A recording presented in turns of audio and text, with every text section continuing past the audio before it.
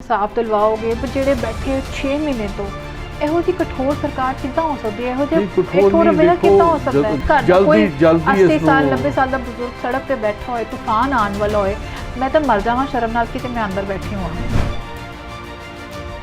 ਸਿਆਸਤਦਾਨ ਵਿੱਚ ਇਹ ਸਭ ਕਿਹੜਾ ਹੰਕਾਰ ਆ ਜਾਂਦਾ ਕਿ ਜਿਹੜਾ ਅਹੁਦੇ ਤੇ ਬੈਠ ਕੇ ਭੁੱਲ ਜਾਂਦਾ ਕਿ ਮੈਂ ਇਸ ਵੋਟਰ ਤੋਂ 5 ਸਾਲ ਪਹਿਲੇ ਭਿੱਖ ਮੰਗ ਕੇ ਵੋਟ ਲੈ ਰਹੇ ਹੁੰਦੇ ਆ।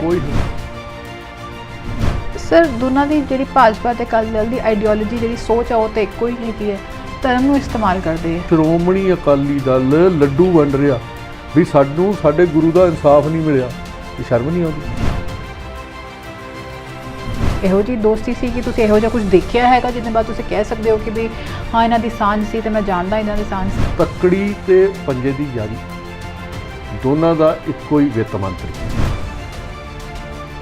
ਮੁੱਖ ਮੰਤਰੀ ਲਿਆਵਾਂਗੇ, ਅਸੀਂ ਪੰਜਾਬ ਨੂੰ ਇਨਸਾਫ ਦਿਲਵਾਵਾਂਗੇ, ਕਿ ਐਕਚੁਅਲੀ ਲੋਕ ਇਸ ਤੇ ਵਿਸ਼ਵਾਸ ਕਰਨਗੇ? ਖੇਡ ਦੇਖ ਰਹੇ ਆ ਵੀ ਬਾਦਲ ਸਾਹਿਬ ਦਾ ਕਮਿਸ਼ਨ FIR ਕਾਰਵਾਈ ਕੋਈ ਨਹੀਂ, ਕੈਪਟਨ ਅਮਰਿੰਦਰ ਸਿੰਘ ਹੋਣਾ ਦਾ ਕਮਿਸ਼ਨ FIR ਲੌਜ ਹੋਈ ਔਰ ਉਹਦੇ ਵਿੱਚ ਜਿਹੜੀ ਰਿਪੋਰਟ ਸੀ ਉਹ ਆਉਂਦੇ ਖਾਰਜ। ਪੰਜਾਬ ਵਿੱਚ ਕੁਝ ਐਸੇ ਮੁੱਦੇ ਚੱਲੇ ਨੇ ਜਿਨ੍ਹਾਂ ਤੇ ਅੱਜ ਲੋਕ ਮੰਨਦੇ ਨੇ ਤੇ ਜੋ ਅੱਜ ਦੀ ਸਥਿਤੀ ਇਹ ਮੰਨਦੇ ਨੇ। ਕਾਂਗਰਸ ਵੀ ਉਹਨਾਂ ਮੁੱਦਿਆਂ ਨੂੰ ਸੁਲਝਾਉਣ ਵਿੱਚ ਨਾਕਾਮਯਾਬ ਰਹੀ ਹੈ ਤੇ ਅਕਾਲੀ ਦਲ ਤੇ ਵੀ ਇਲਜ਼ਾਮ ਹੈ। ਇਸ ਤੇ ਚੱਲਦੇ ਅਕਾਲੀ ਦਲ ਦਾ ਪੁਰਾਣਾ ਭਾਈਵਾਲ ਭਾਜਪਾ ਉਹ ਸੋਚਦਾ ਹੈ ਕਿ ਲੋਕ ਮੰਨ ਜਾਣਗੇ ਕਿ ਹੁਣ ਪੰਜਾਬ ਵਿੱਚ ਭਾਜਪਾ ਦਾ ਰਾਜ ਆਉਣਾ ਚਾਹੀਦਾ ਹੈ ਤੇ ਇੱਥਾਂ ਇਨਸਾਫ ਮਿਲ ਸਕਦਾ ਹੈ। ਸਾਡੇ ਨਾਲ ਅੱਜ ਸੁਖਮਿੰਦਰ ਸਿੰਘ ਗਰੇਵਾਲ ਭਾਜਪਾ ਦੇ ਕੌਮੀ ਆਗੂ ਜੁੜੇ ਹੋਏ ਨੇ ਜੋ ਇਸ ਮੁੱਦੇ ਤੇ ਚਰਚਾ ਕਰਨਾ ਚਾਹੁੰਦੇ ਨੇ। ਸਰ ਸਾਡੇ ਨਾਲ ਜੁੜਨ ਲਈ ਬਹੁਤ ਬਹੁਤ ਧੰਨਵਾਦ। ਸਰ ਤੁਸੀਂ ਅੱਜ ਕਹਿੰਦੇ ਹੋ ਕਿ ਵੀ ਸਾਨੂੰ ਮੌਕਾ ਦਿੱਤਾ ਜਾਵੇ, ਅਸੀਂ ਪੰਜਾਬ ਵਿੱਚ ਇੱਕ ਦਲਿਤ ਮੁੱਖ ਮੰਤਰੀ ਲਿਆਵਾਂਗੇ, ਅਸੀਂ ਪੰਜਾਬ ਨੂੰ ਇਨਸਾਫ ਦਿਲਵਾਵਾਂਗੇ, ਕਿ ਐਕਚੁਅਲੀ ਲੋਕ ਇਸ ਤੇ ਵਿਸ਼ਵਾਸ ਕਰਨਗੇ?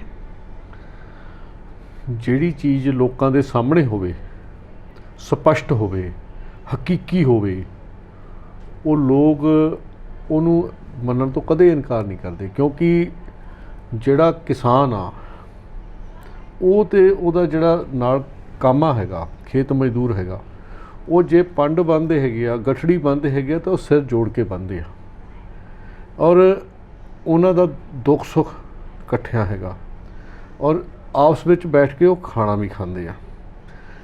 ਇੱਕ ਦੂਜੇ ਲਈ ਕੋਈ ਲੁੱਕ ਲਪੇਟਾ ਨਹੀਂ ਹੁੰਦਾ। ਜਦੋਂ ਵੀ ਕੋਈ ਪ੍ਰੋਬਲਮ ਆਉਂਦੀ ਹੈਗੀ ਆ, ਉਹ ਚਾਹੇ ਕਿਸਾਨ ਨੂੰ ਆਉਂਦੀ ਆ ਤੇ ਉਹਨੇ ਆਪਦੇ ਕਾਮੇ ਨੂੰ ਕਹਿਣਾ, ਜੇ ਕਾਮੇ ਦੇ ਪਰਿਵਾਰ ਦੇ ਵਿੱਚ ਆਉਂਦੀ ਹੈਗੀ ਆ, ਈਵਨ ਮੈਂ ਕਹਿੰਦਾ ਵੀ ਪੁਸ਼ਤ ਦਰ ਪੁਸ਼ਤ ਸਾਂਝਾਂ ਬਣੀਆਂ ਹੋਈਆਂ ਨੇ ਔਰ ਇੰਨਾ ਪਿਆਰ ਬਣਿਆ ਹੋਇਆ। ਤੇ ਉਹ ਜੇ ਰਾਤ ਨੂੰ ਜਿਹੜਾ ਸਾਡਾ ਕੰਮ ਆ ਉਹ ਨਾਰਾਜ਼ ਹੋ ਕੇ ਕਹਿ ਵੀ ਦੇਵੇ ਨਾ ਵੀ ਮੈਂ ਸਵੇਰੇ ਨਹੀਂ ਆਉਣਾ,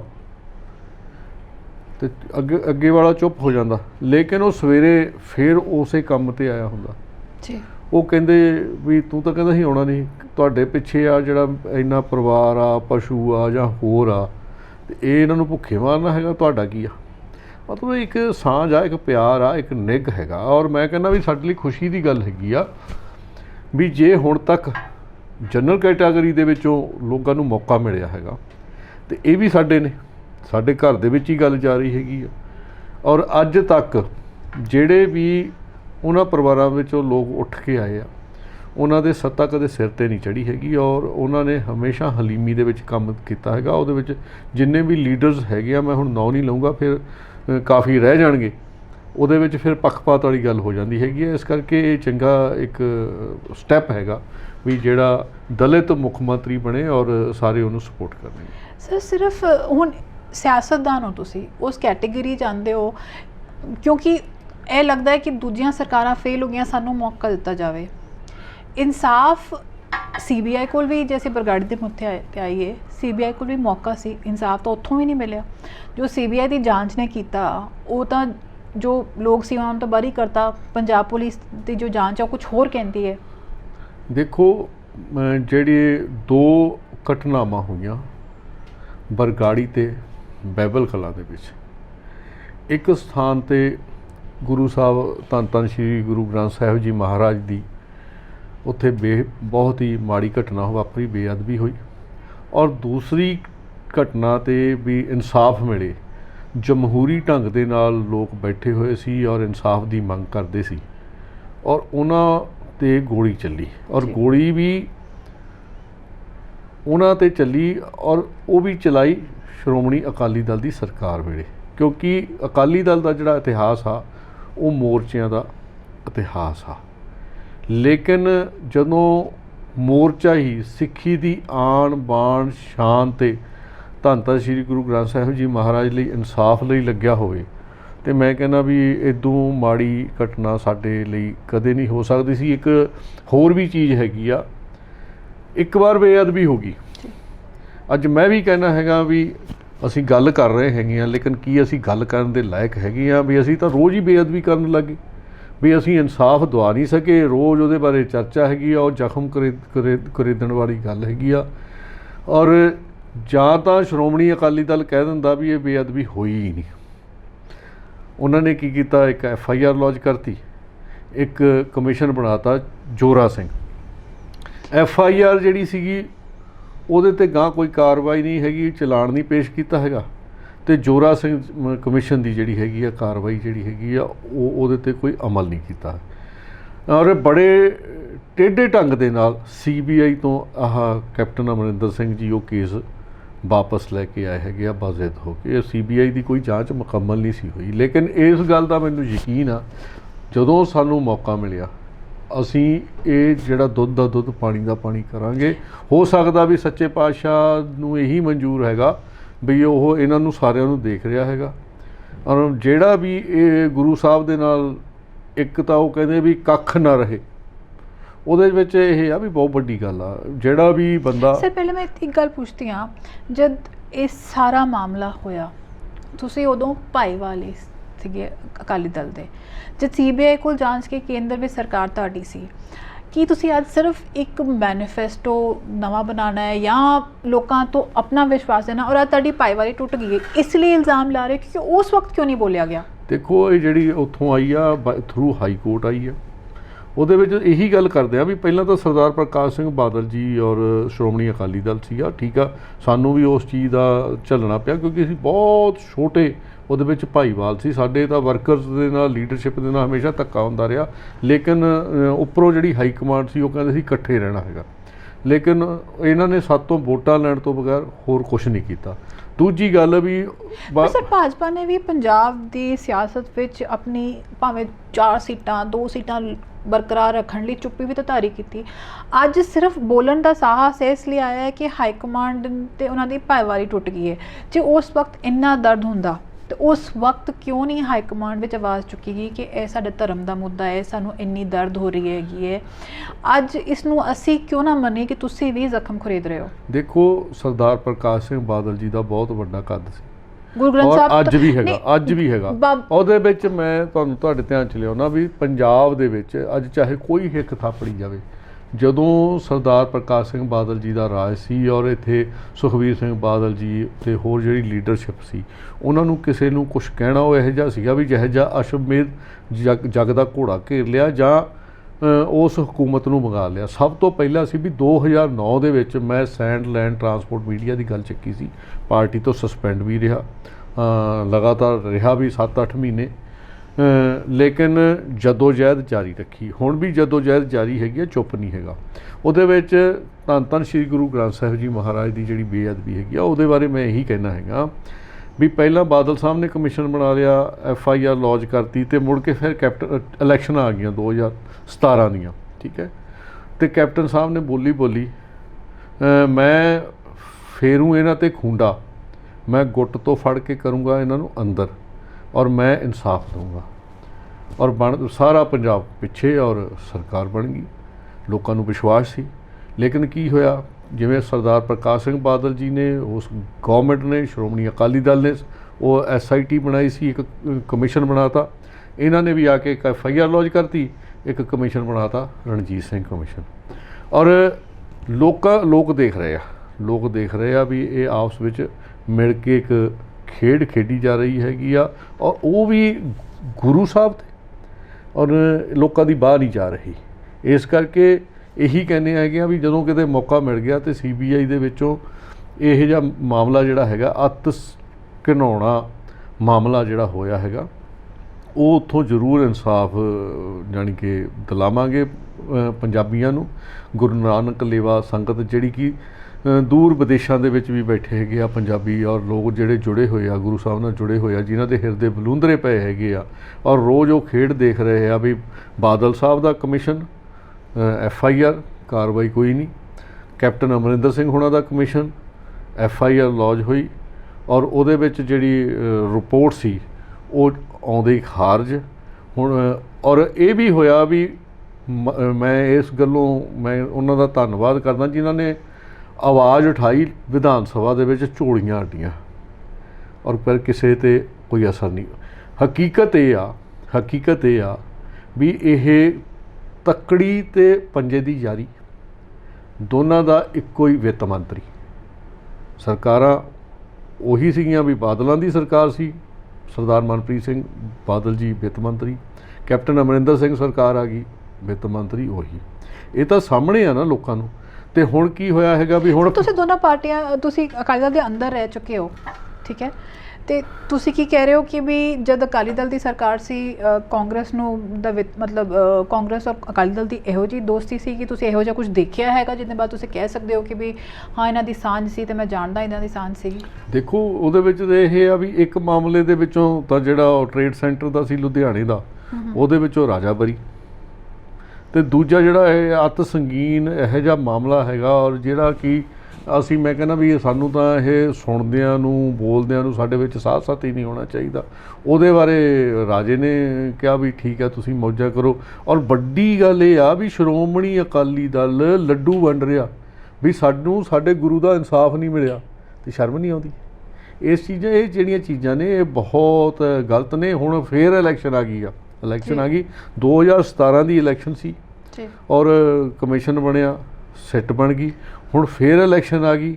ਪਹਿਲਾ ਕੇਸ ਉਹਦੇ ਵਿੱਚੋਂ ਪਹਿਲਾਂ ਤਾਂ ਕਮਰ ਵਿਜੇ ਪ੍ਰਤਾਪ ਜਿਹੜਾ ਸੀ ਉਹ ਬਹੁਤ ਧਾਕੜ ਸੀ, ਇਮਾਨਦਾਰ ਸੀ, ਬੜੀ ਮਿਹਨਤ ਕੀਤੀ, ਤੇ ਉਹਦੇ ਲਈ ਉਹ ਕੈਪਟਨ ਅਮਰਿੰਦਰ ਸਿੰਘ ਹੋਣਾ ਦੀ ਵੀ ਬੋਲੀ ਬਦਲ ਗਈ। ਹੁਣ ਨਵੀਂ ਫੇਰ ਨਵੇਂ ਸਿਰਿਓਂ ਫੇਰ ਉਹਨਾਂ ਨੇ ਜਾਂਚ SIT ਬਣਾਤੀ ਹੈਗੀ ਹੈ, ਤੇ ਇਹ ਮਾਹੌਲ ਨਹੀਂ ਤਾਂ ਹੋਰ ਕੀ। ਸਰ ਜਿਵੇਂ ਤੁਸੀਂ ਆਪ ਕਹਿ ਰਹੇ ਹੋ ਕਿ 2009 ਵਿੱਚ ਮੈਂ ਕੁਝ ਮੁੱਦਿਆਂ 'ਤੇ ਆਵਾਜ਼ ਚੁੱਕੀ ਤੇ ਮੈਨੂੰ ਆਪਣੀ ਪਾਰਟੀ ਵੱਲੋਂ ਸਸਪੈਂਡ ਕਰ ਦਿੱਤਾ ਗਿਆ, ਠੀਕ ਹੈ। ਹੁਣ ਲੋਕ ਕਿਉਂ ਮੰਨਣਗੇ ਕਿ ਅੱਜ ਉਹੀ ਪਾਰਟੀ ਜਿਹਨੇ ਪੰਜਾਬ ਦੇ ਜਿਹੜੇ ਕੁਝ ਮੁੱਦਿਆਂ 'ਤੇ ਜੇ ਤੁਸੀਂ ਆਵਾਜ਼ ਚੁੱਕੀ, ਸਸਪੈਂਡ ਕਰਤਾ, ਅੱਜ ਉਹੀ ਪਾਰਟੀ ਇਨਸਾਫ ਦਿਲਵਾਏਗੀ? ਇਹ ਕੀ ਪੱਕਾ ਹੈ ਕਿ 2022 ਵਿੱਚ ਤੁਸੀਂ ਕਹਿੰਦੇ ਹੋ ਕਿ ਅਸੀਂ ਭਾਜਪਾ ਆ ਕੇ ਲੋਕਾਂ ਨੂੰ ਇਨਸਾਫ ਦਿਵਾਵਾਂਗੇ, ਤੇ ਤੁਹਾਡੇ 'ਤੇ ਵਿਸ਼ਵਾਸ ਕਰਨ ਕਿ ਤੁਸੀਂ ਨਵੀਂ SIT ਬਣਾ ਕੇ ਜਾਂ CBI ਢਾਂਚਾ ਦੇ ਕੇ ਲੋਕਾਂ ਨੂੰ ਗੁੰਮਰਾਹ ਨਹੀਂ ਕਰੋਗੇ? ਉਸ ਸਮੇਂ ਦੇ ਹਾਲਾਤ ਤੇ ਅੱਜ ਦੇ ਹਾਲਾਤ ਦਾ ਜ਼ਮੀਨ ਅਸਮਾਨ ਦਾ ਫਰਕ ਆ।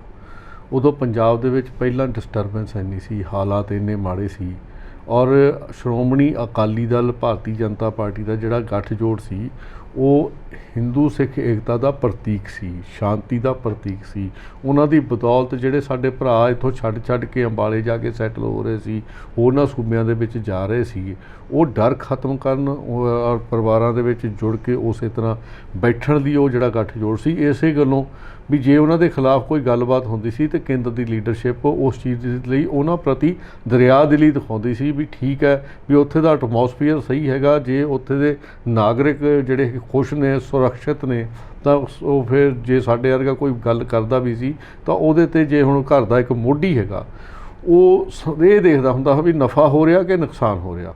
ਉਹਨਾਂ ਨੂੰ ਇਹ ਲੱਗਦਾ ਹੋਏਗਾ ਵੀ ਜੇ ਆਪਾਂ ਇਸ ਚੀਜ਼ ਦੇ ਵਿੱਚ ਪੈਂਦੇ ਹਾਂ ਤੇ ਜਿਹੜਾ ਇੱਕ ਦੇਸ਼ ਦੀ ਏਕਤਾ ਤੇ ਅਖੰਡਤਾ ਦੇ ਨਾਲ ਸੰਬੰਧਿਤ ਮਾਮਲਾ ਹੈਗਾ ਜਾਂ ਜਿਹੜਾ ਇੱਕ ਭਾਈਚਾਰਾ ਹੈਗਾ, ਜੇ ਉਹਨੂੰ ਕੋਈ ਫਰਕ ਪੈਂਦਾ ਹੈਗਾ ਤੇ ਇਹ ਚੀਜ਼ਾਂ ਫਿਰ ਛੋਟੀਆਂ ਰਹਿ ਜਾਂਦੀਆਂ। ਇਸ ਗੱਲੋਂ ਕੋਈ ਇਹ ਨਹੀਂ ਹੈਗਾ ਵੀ ਉਹਨਾਂ ਨੇ ਕੋਈ ਜਵਾਬ ਦਿੱਤਾ ਜਾਂ ਮੈਨੂੰ ਕੋਈ ਮਾੜਾ ਕਿਹਾ, ਜਾਂ ਜਿਵੇਂ ਇਹਨਾਂ ਵੱਲੋਂ ਜੋ ਪਾਇਆ ਜਾ ਰਿਹਾ ਸੀ ਵੀ 6 ਸਾਲ ਲਈ ਕੱਢੋ ਜੀ, ਉਹ ਕਹਿੰਦੇ ਵੀ ਠੀਕ ਆ ਸਸਪੈਂਡ ਕਰ ਸਕਦੇ ਹੈਗੇ, ਔਰ ਸਾਡੇ ਵੀ ਸੰਵਿਧਾਨ ਹੈਗਾ, ਤੇ ਇਸ ਕਰਕੇ ਇਹ ਚੀਜ਼ ਨਹੀਂ ਚੱਲਣੀ ਹੈਗੀ। ਇਸ ਕਰਕੇ ਮੈਨੂੰ ਫਖਰ ਹੈਗਾ ਵੀ ਮੇਰਾ ਨਾਂ ਅੱਗ ਲਾਉਣ ਵਾਲਿਆਂ 'ਚ ਨਹੀਂ ਹੋਊਗਾ ਤੇ ਉਹ ਭਜਾਉਣ ਵਾਲਿਆਂ 'ਚ ਹੋਊਗਾ, ਚਾਹੇ ਉਹ ਥੋੜ੍ਹਾ ਹੀ ਮੇਰਾ ਰੋਲ ਰਿਹਾ ਹੈਗਾ, ਥੋੜ੍ਹਾ ਕਿ ਮੈਂ ਆਵਾਜ਼ ਉਠਾਈ।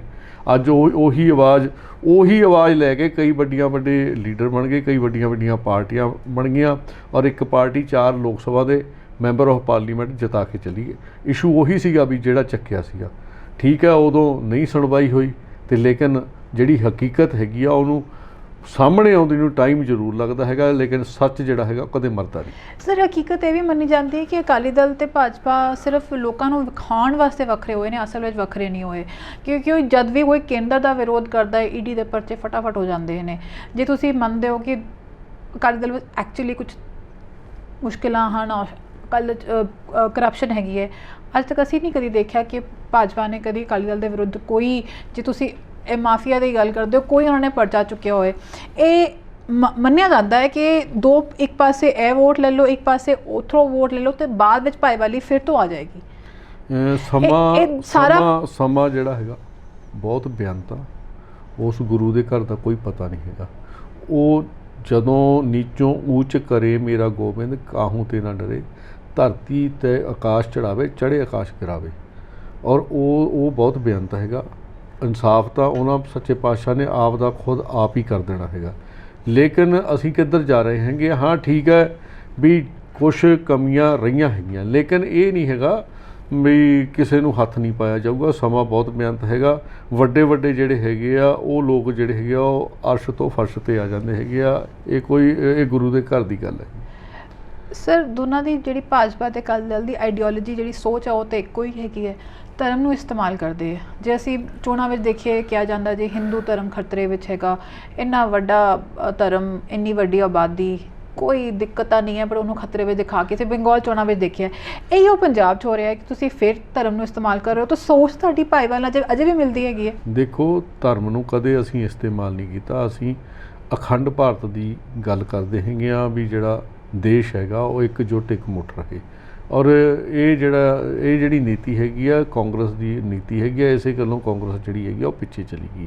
ਹਾਂ ਇੱਕ ਜ਼ਰੂਰ ਮੈਂ ਦੇਖ ਰਿਹਾ ਹੈਗਾ, ਤੁਸੀਂ ਭਾਰਤੀ ਜਨਤਾ ਪਾਰਟੀ ਬਾਰੇ ਨਹੀਂ ਕਹਿ ਸਕਦੇ, ਲੇਕਿਨ ਇਹ ਜ਼ਰੂਰ ਹੈਗਾ ਵੀ ਸਿੱਖਾਂ ਵੱਲੋਂ ਚੁਣੀ ਗਈ ਜਮਾਤ ਸ਼੍ਰੋਮਣੀ ਗੁਰਦੁਆਰਾ ਪ੍ਰਬੰਧਕ ਕਮੇਟੀ ਬਹੁਤ ਅੱਛਾ ਕੰਮ ਕਰ ਰਹੀ ਆ।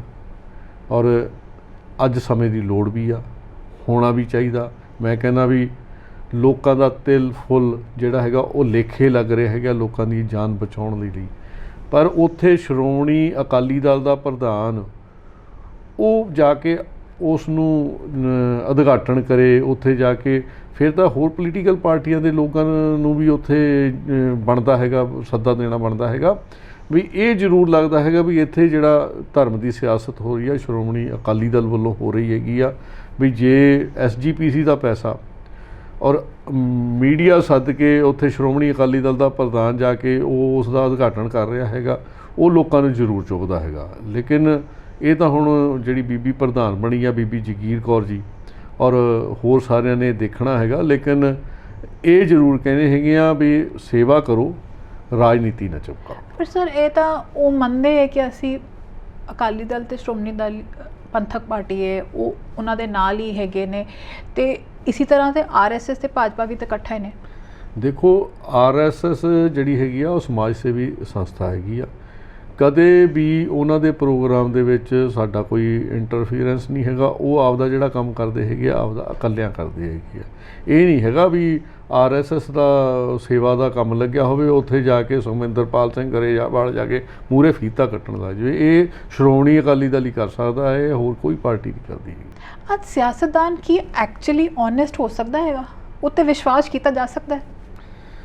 ਦੇਖੋ, ਜਿਹੜਾ ਮੈਂ ਫੇਰ ਕਹਿਣਾ ਹੈਗਾ ਵੀ ਸਮਾਂ ਬਹੁਤ ਬੇਅੰਤ ਆ, ਔਰ ਡੇ ਬਾਈ ਡੇ ਲੋਕਾਂ ਨੂੰ ਮੀਡੀਆ ਦੇ ਵਿੱਚ ਉਹ ਸਾਰਾ ਕੁਝ ਜਿਹੜਾ ਸਿਆਸਤਦਾਨ ਦੇ ਮਨ ਦੇ ਵਿੱਚ ਹੁੰਦਾ ਨਾ, ਉਹ ਲੋਕ ਦੂਰੋਂ ਭਾਪ ਲੈਂਦੇ ਹੈਗੇ ਆ। ਇਸ ਕਰਕੇ ਉਹਨਾਂ ਦੀ ਕਚਹਿਰੀ 'ਚ ਜਾਣਾ ਤਾਂ ਸਿਆਸਤਦਾਨ ਨੂੰ ਵੀ ਕਲੀਨ ਹੋਣਾ ਪਊਗਾ। ਜੇ ਉਹ ਆਪਣੇ ਮਨ ਦੇ ਵਿੱਚ ਇਹ ਜਿਹਾ ਕੁਝ ਰੱਖੂਗਾ, ਸੋ ਹੋਣਾ ਪਏਗਾ ਨਾ। ਅਜੇ ਤੱਕ ਹੋਏ ਨਹੀਂ ਨਾ। ਨਹੀਂ ਹੋਏਗਾ ਤਾਂ ਫਿਰ ਮਤਲਬ ਕਰਨ ਵਾਲੇ ਕਰ ਲੈਣਗੇ। ਉਹ ਬੈਠੇ ਆ, ਪਿੰਡਾਂ 'ਚ ਵੀ ਬੈਠੇ ਆ, ਸ਼ਹਿਰਾਂ 'ਚ ਵੀ ਬੈਠੇ ਆ, ਵਪਾਰੀ ਵੀ ਬੈਠੇ ਆ, ਕਿਸਾਨ ਵੀ ਬੈਠੇ ਆ, ਮਜ਼ਦੂਰ ਵੀ ਬੈਠੇ ਹੈਗੇ ਆ, ਸਾਰਾ ਤਬਕਾ ਬੈਠਾ ਹੈਗਾ, ਇੰਡਸਟਰੀਅਲਿਸਟ ਬੈਠੇ ਆ।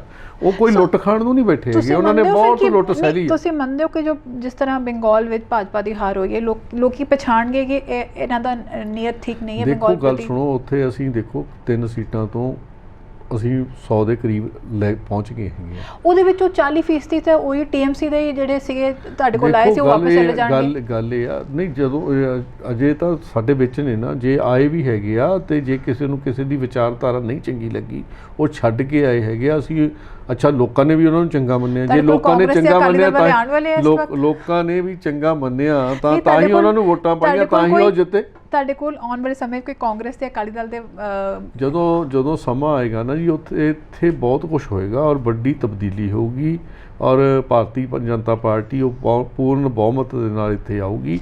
ਅਸੀਂ ਕਿਸਾਨਾਂ ਨੂੰ ਵੀ ਖੁਸ਼ ਕਰਾਂਗੇ, ਖੇਤ ਮਜ਼ਦੂਰਾਂ ਨੂੰ ਵੀ ਖੁਸ਼ ਕਰਾਂਗੇ ਔਰ ਮੈਨੂੰ ਅਫਸੋਸ ਹੈਗਾ ਵੀ ਇਹ ਲੰਮਾ ਸਮਾਂ ਜਿਹੜਾ ਹੈਗਾ ਮੋਰਚਾ ਚੱਲਿਆ ਗਿਆ ਹੈਗਾ, ਉਹਦੇ ਵਿੱਚ ਕਈ ਜਿਵੇਂ ਬੰਗਾਲ ਇਲੈਕਸ਼ਨ ਆ ਗਈ, ਹੋਰ ਆ ਗਈ ਹੈਗੀ ਆ। ਸਾਡੇ ਸਤਿਕਾਰਯੋਗ ਬਜ਼ੁਰਗ, ਸਾਡੀਆਂ ਸਤਿਕਾਰਯੋਗ ਮਾਵਾਂ, ਮੇਰੇ ਭਰਾ, ਸਾਡੇ ਬੱਚੇ ਉੱਥੇ ਬੈਠੇ ਹੈਗੇ, ਸਾਨੂੰ ਉਹ ਚੰਗਾ ਨਹੀਂ ਲੱਗਦਾ ਹੈਗਾ। ਲੇਕਿਨ ਮੈਨੂੰ ਯਕੀਨ ਆ ਵੀ ਕੇਂਦਰ ਉਸ ਚੀਜ਼ 'ਤੇ ਬਹੁਤ ਸਮਝਦਾਰੀ ਨਾਲ ਔਰ ਬਹੁਤ ਛੇਤੀ ਫੈਸਲਾ ਲਓ। ਕਿਸਾਨ ਵੀ ਗੱਲ ਕਰਨ ਨੂੰ ਤਿਆਰ ਹੈ ਉਸ ਮੁੱਦੇ ਤੇ। ਤੁਸੀਂ ਨਵੇਂ ਮੁੱਦੇ ਤਾਂ ਲੈ ਕੇ ਆ ਰਹੇ ਹੋ, ਇਨਸਾਫ ਦਿਲਵਾਓਗੇ, ਪਰ ਜਿਹੜੇ ਬੈਠੇ 6 ਮਹੀਨੇ ਤੋਂ ਇਹੋ ਜਿਹੀ ਕਠੋਰ ਸਰਕਾਰ ਕਿੱਦਾਂ ਹੋ ਸਕਦੀ ਹੈ? ਇਹੋ ਜਿਹਾ ਕਠੋਰ ਰਵੱਈਆ ਕਿੱਦਾਂ ਹੋ ਸਕਦਾ ਹੈ? ਗੱਲ ਦੱਸੋ, ਤੂਫਾਨ ਆ ਰਿਹਾ ਸੀ, ਵਾਰਨਿੰਗਸ ਆਈਆਂ, ਤੁਸੀਂ ਆਪਣੇ ਖਿੜਕੀਆਂ ਬੰਦ ਕਰ ਲਓ, ਆਪਣੇ ਬਾਹਰ ਜੋ ਟੰਗਿਆ ਹੋਇਆ ਉਹਨੂੰ ਹਟਾ ਦਿਓ, ਟੁੱਟ ਜਾਏਗਾ। ਉਹ ਬਜ਼ੁਰਗਾਂ ਦਾ ਕਿਸੇ ਨੇ ਸੋਚਿਆ ਨਹੀਂ? ਦੇਖੋ ਬਿਲਕੁਲ ਸੋਚਦੇ ਆ ਔਰ ਬਿਲਕੁਲ ਕੇਂਦਰ ਵੀ ਔਰ ਹਰਿਆਣੇ ਦੀ ਉਹ ਸਰਹੱਦ ਲੱਗਦੀ ਹੈਗੀ ਆ, ਸਾਰੇ ਉੱਤੇ ਲੱਗੇ ਹੋਏ ਹੈਗੇ ਆ। ਲੇਕਿਨ ਇਹ ਜਿਹੜਾ ਸਮਾਂ ਹੈਗਾ ਆਉਣ ਵਾਲਾ ਸਮਾਂ, ਉਹਦੇ ਵਿੱਚ ਕੇਂਦਰ ਕੋਈ ਮਜ਼ਬੂਤ ਔਰ ਠੋਸ ਫੈਸਲਾ ਲਊਗਾ। ਅਸੀਂ ਨਹੀਂ ਚਾਹੁੰਦੇ ਹੈਗੇ ਵੀ ਜਿਹੜੇ ਸਾਡੇ ਕੋਈ ਉਹ ਸਾਡੇ ਮੁਲਕ ਦੇ ਵਸਿੰਦੇ ਨੇ, ਸਾਡੇ ਅੰਨਦਾਤਾ ਨੇ, ਸਾਡੇ ਲਈ ਉਹਨਾਂ ਨੇ ਆਪਣਾ ਜਿਹੜਾ ਹੈਗਾ ਹੁਣ ਤੱਕ ਸੇਵਾ ਕੀਤੀ। ਵੋਟ ਵੀ ਪਾਈ ਹੋਣੀ ਹੈ।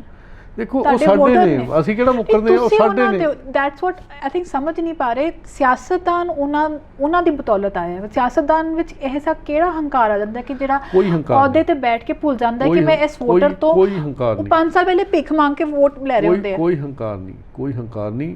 ਇਹ ਕੋਈ ਹਿੰਦੁਸਤਾਨ ਪਾਕਿਸਤਾਨ ਦਾ ਯੁੱਧ ਨਹੀਂ ਹੈ। ਬਿਲਕੁਲ। ਪ੍ਰਧਾਨ ਮੰਤਰੀ ਜੀ ਜਿਹੜੇ ਹੈਗੇ ਆ ਉਹ ਸਾਡੇ ਮੁਖੀ ਨੇ ਔਰ ਦੇਸ਼ ਜਿਹੜਾ ਹੈਗਾ ਉਹ ਪੂਰਾ ਪਰਿਵਾਰ ਹੈਗਾ।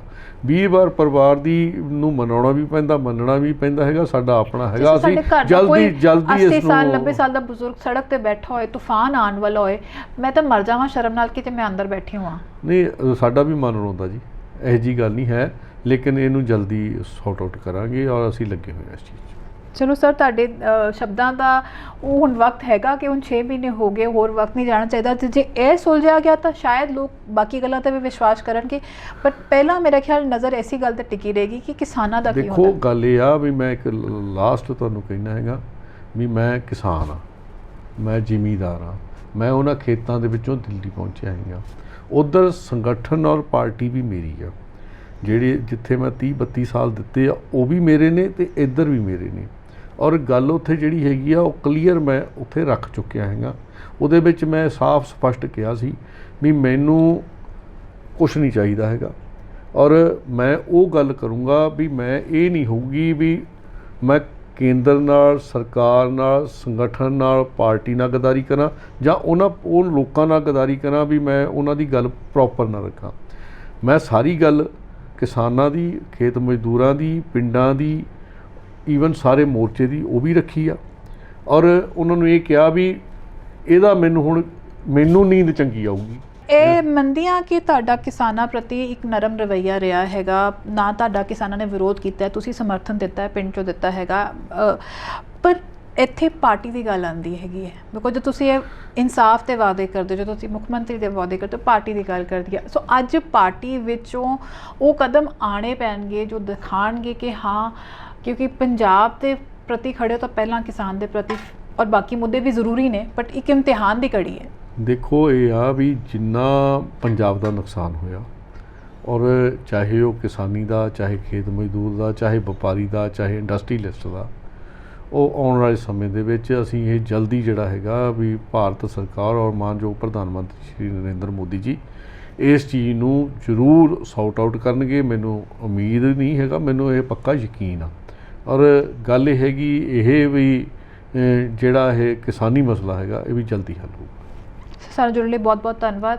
ਤੇ ਬਾਕੀ ਜਿਵੇਂ ਤੁਸੀਂ ਕਿਹਾ ਕਿ ਲੋਕ ਸਿਆਣੇ ਹੋ ਗਏ ਆ, ਪਰਖ ਲੈਂਦੇ ਤੇ ਉਹ ਪਛਾਣ ਲੈਣਗੇ ਕਿਹਦੀ ਆਵਾਜ਼ ਸੱਚੀ ਹੈ ਤੇ ਕਿਹਦੀ ਝੂਠੀ। ਮੈਂ ਕਹਿੰਦਾ ਜੀ ਵੀ ਲੋਕ ਜੇ ਉਹੋ ਜਿਹੀ ਗੱਲ ਹੋਈ ਤਾਂ ਮੈਂ ਹੀ ਨਹੀਂ ਲੋਕਾਂ ਦੇ ਵਿੱਚ ਖੁਦ ਜਾਣਾ ਹੈਗਾ। ਇਸ ਕਰਕੇ ਅੱਜ ਤੱਕ ਮੈਂ ਇਹ ਵੀ ਕਹਿ ਦਿੰਦਾ ਹੈਗਾ ਵੀ ਮੇਰੀ ਉਮਰ 50 ਸਾਲ ਦੀ ਹੈ, ਇਹ ਸੱਚਾਈ ਹੈ। ਇਹ ਵੀ ਸੱਚਾਈ ਆ ਵੀ ਮੈਂ 50 ਸਾਲ ਹੋਰ ਨਹੀਂ ਜਿਉਣਾ ਹੈਗਾ। ਮੈਂ 10 15 20 25 30 ਸਾਲ ਲਈ ਮੈਂ ਕਿਉਂ ਆਪਣਾ ਮੂੰਹ ਕਾਲਾ ਕਰਾਊਂਗਾ, ਕਿਉਂ ਆਪਣੇ ਆਪ ਨੂੰ ਦਾਗੀ ਹੋਣ ਦਊਂਗਾ। ਮੇਰੇ ਫਾਦਰ ਸਾਹਿਬ ਸਫੇਦ ਕੱਪੜਿਆਂ ਨਾਲ ਇੱਥੋਂ ਵਿਦਾ ਹੋਇਆ, ਉਹਨਾਂ ਨੂੰ ਕਿਉਂ ਕਾਲੇ ਹੋਣ ਦਊਂਗਾ। ਇਸ ਕਰਕੇ ਮੈਨੂੰ ਤਾਂ ਇਹ ਕਹਿ ਦਿੰਦੇ ਆ, ਕਈ ਕਹਿ ਦਿੰਦੇ ਹੈਗੇ ਆ, ਸਾਡੀ ਲੀਡਰਸ਼ਿਪ ਵੀ ਕਹਿੰਦੀ ਆ ਵੀ ਤੂੰ ਪੋਲੀਟੀਸ਼ੀਅਨ ਨਹੀਂ, ਸਟੇਟ ਫਾਰਵਰਡ ਆ। ਮੈਂ ਕਿਹਾ ਜੀ ਮੈਨੂੰ ਇਹ ਵੀ ਪ੍ਰਸ਼ਾਦ ਆ। ਇਸ ਕਰਕੇ ਸਾਫ ਸੁਥਰਾ ਆਪਣਾ ਚੱਲਣ ਦੀ ਕੋਸ਼ਿਸ਼ ਕੀਤੀ ਆ। ਮੇਰੇ ਪਾਰਟੀ ਪ੍ਰਸ਼ਾਸਨ ਸਾਰੇ ਲੋਕਾਂ ਨੇ ਮੇਰਾ ਹਮੇਸ਼ਾ ਸਹਿਯੋਗ ਵੀ ਦਿੱਤਾ, ਮੈਂ ਸਾਰਿਆਂ ਦਾ ਧੰਨਵਾਦ ਵੀ ਕਰਦਾ। ਪਰ ਬਹੁਤ ਵਧੀਆ ਰਹੂਗਾ ਔਰ ਮੈਂ ਕਦੇ ਨਾ ਸੱਜੇ ਵਾਲਿਆਂ ਕੋਲ ਝੂਠ ਬੋਲਾਂ ਤੇ ਨਾ ਖੱਬੇ ਵਾਲਿਆਂ ਕੋਲ ਬੋਲਾਂ। ਮੇਰੇ ਕੋਲ ਘਰੇ ਮੇਰੇ ਪ੍ਰਸ਼ਾਦਾ ਹੈਗਾ, ਨਹੀਂ ਮੈਂ ਉਹਦਾ ਘਰੇ ਬੈਠ ਕੇ ਪ੍ਰਸ਼ਾਦਾ ਆਪਦਾ ਵਧੀਆ ਛਕ ਲੂੰਗਾ, ਪਰ ਝੂਠ ਨਹੀਂ ਬੋਲੂਗਾ। Thank you. ਥੈਂਕ ਯੂ, ਸਤਿ ਸ਼੍ਰੀ ਅਕਾਲ।